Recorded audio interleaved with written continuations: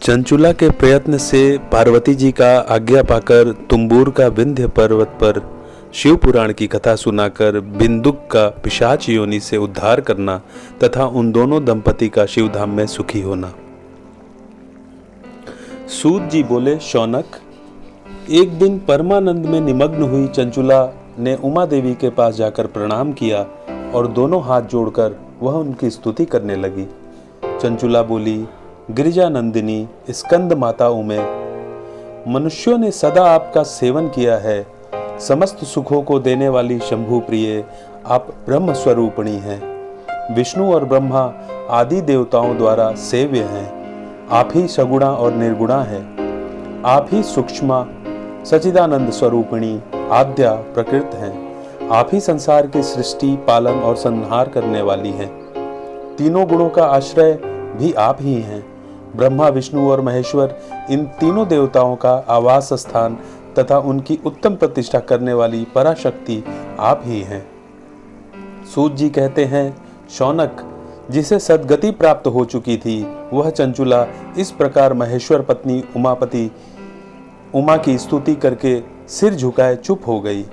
उसके नेत्रों में प्रेम के आंसू उमड़ आए थे।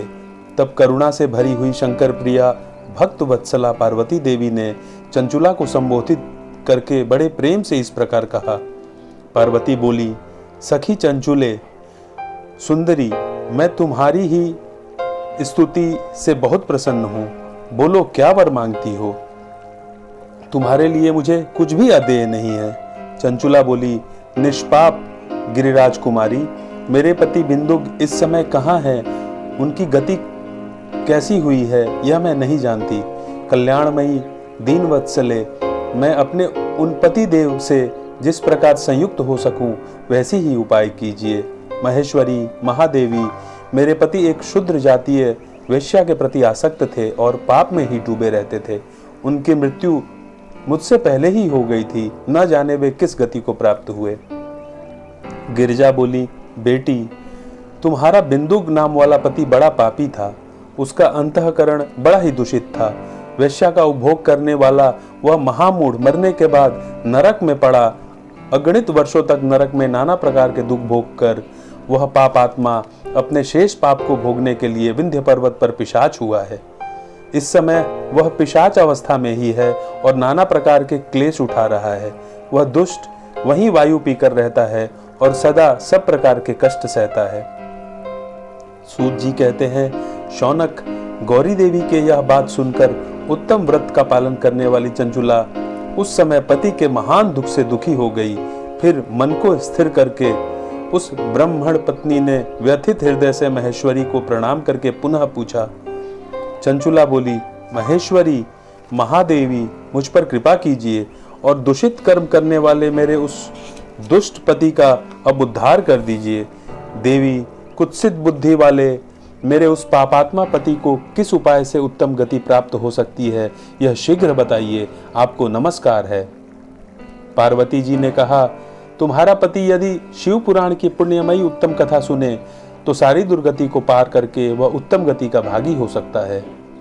अमृत के समान मधुर अक्षरों से युक्त गौरी देवी का यह वचन आदर पूर्वक सुनकर चंचुला ने हाथ जोड़कर मस्तक झुकाकर उन्हें बारंबार प्रणाम किया और अपने पति के समस्त पापों की शुद्धि तथा उत्तम गति की प्राप्ति के लिए पार्वती देवी से यह प्रार्थना की, मेरे पति को शिव पुराण सुनाने की व्यवस्था होनी चाहिए।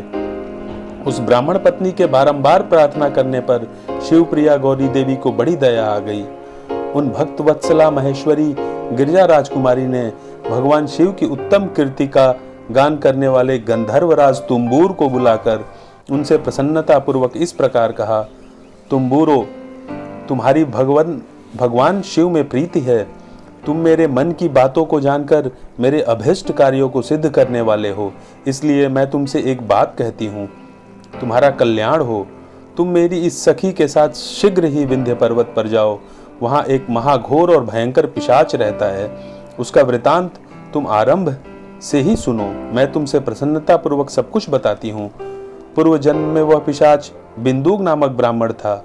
मेरी इस सखी चंचुला का पति था, परंतु वह दुष्ट वेश्यागामी हो गया। स्नान संध्या आदि नित्य कर्म छोड़कर अपवित्र रहने लगा। क्रोध के कारण उसकी बुद्धि पर मूढ़ता छा गई थी। वह कर्तव्य का विवेक नहीं कर पाता था। अभयक्षण भक्षण, सज्जनों से द्वेष और दूषित वस्तुओं का दान लेना, यही उसका स्वाभाविक कर्म बन गया था। वह अस्त्र शस्त्र लेकर हिंसा करता, बाएं से हाथ से खाता, दीनों को सताता और क्रूरतापूर्वक पराये घरों में आग लगा देता था। चंडालों से प्रेम करता और प्रतिदिन वेश्या के संपर्क में रहता था। बड़ा दुष्ट था। वह पापी अपनी पत्नी का परित्याग करके दुष्टों के संग ही आनंद मनाता था। वह मृत्यु पर्यंत दुराचार से ही फंसा रहा। फिर अंतकाल आने पर उसकी मृत्यु हो गई। वह पापियों के भोग स्थान घोर यमपुर में गया और वहां बहुत से नरकों का उपभोग करके वह दुष्टात्मा जीव इस समय विंध्य पर्वत पर पिशाच बना हुआ है। वहीं वह दुष्ट पिशाच अपने पापों का फल भोग रहा है। तुम उसके आगे यत्न पूर्वक शिव पुराण की उस दिव्य कथा का प्रवचन करो जो परम पुण्यमयी तथा समस्त पापों का नाश करने वाली है। शिव पुराण की कथा का श्रवण सबसे उत्कृष्ट पुण्य कर्म है। उससे उसका हृदय शीघ्र ही समस्त पापों से शुद्ध हो जाएगा और वह प्रेत योनि का परित्याग कर देगा। उस दुर्गत से मुक्त होने पर बिंदुक नामक पिशाच को मेरी आज्ञा से विमान पर बिठाकर तुम भगवान शिव के समीप ले आओ। सूत जी कहते हैं, शौनक, महेश्वरी उमा के इस प्रकार आदेश देने पर गंधर्वराज तुम्बूर मन ही मन बड़े प्रसन्न हुए। उन्होंने अपने भाग्य की सराहना की। तत्पश्चात पिशाच की सती साध्वी पत्नी चंचुला के साथ विमान पर बैठकर नारद के प्रिय मित्र तुम्बूर वेग पूर्वक विंध्याचल पर्वत पर गए, जहां वह पिशाच रहता था। वहां उन्होंने उस पिशाच को देखा। उसका शरीर विशाल था, ठोड़ी बहुत बड़ी थी। वह कभी हंसता, कभी रोता और कभी उछलता था। उसकी आकृति बड़ी विकराल थी। भगवान शिव की उत्तम कीर्ति का गान करने वाले महाबली तुम्बूर ने उस अत्यंत भयंकर पिशाच को पाशों द्वारा बांध लिया।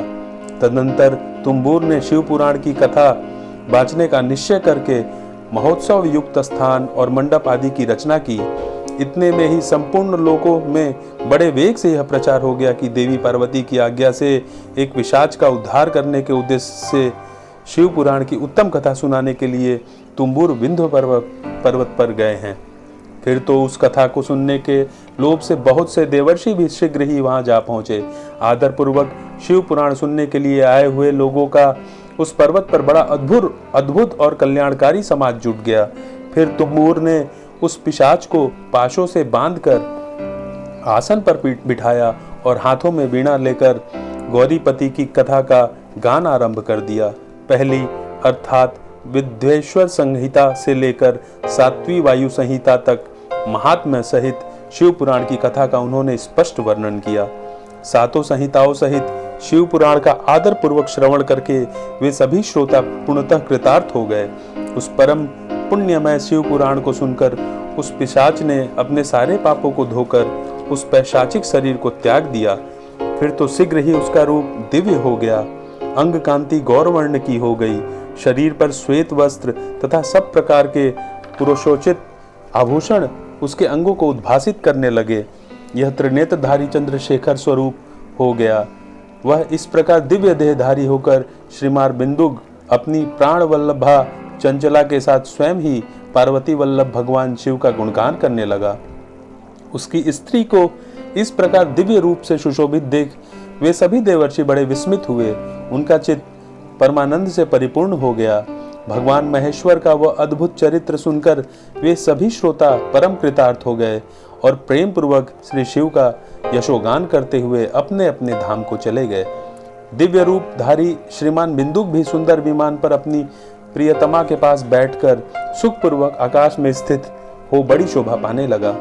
तदंतर महेश्वर के सुंदर एवं मनोहर गुणों का गान करता हुआ वह अपनी प्रियतमा तथा तुम्बूर के साथ शीघ्र ही शिवधाम में जा पहुंचा। वहां भगवान महेश्वर तथा पार्वती देवी ने प्रसन्नता पूर्वक बिंदुक का बड़ा सत्कार किया और उसे अपना पार्षद बना लिया। उसकी पत्नी चंचुला पार्वती जी की सखी हो गई। उस घनीभूत ज्योति स्वरूप परमानंदमय सनातन धाम में अविचल निवास पाकर वे दोनों दंपति परम सुखी हो गए। ओम नमः शिवाय। मित्रों, हम अपने अगले भाग में शिव पुराण के श्रवण विधि तथा श्रोताओं के पालन करने योग्य नियमों का वर्णन करेंगे। धन्यवाद।